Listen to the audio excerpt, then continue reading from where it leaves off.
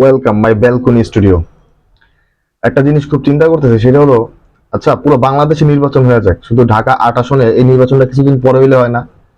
মানে নাসিরউদ্দিন পাটোয়ারি যে একটা মানে ও যে মানে কি একটা জিনিস ভাই, এটা আসলে মানে নির্বাচনে না আসলে বুঝতেই পারতাম না।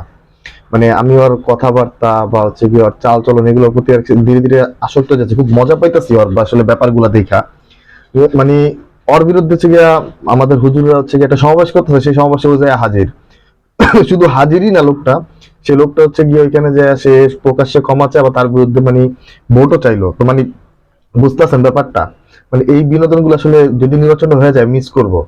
তাই মানে হচ্ছে গিয়ে আমি আসলে হচ্ছে গিয়ে একটা জোর দাবি জানাইতেছি, সেটা হচ্ছে মানে বাংলাদেশের পুরো সব জায়গায় হচ্ছে নির্বাচন হয়ে যাক, কিন্তু ঢাকা ৮ আসন নির্বাচনটা আরো ১ মাস থাকুক, মানে নাসিরউদ্দিনের কার্যকলাপ গুলো একটু আমরা একটু এনজয় করি, উপভোগ করি।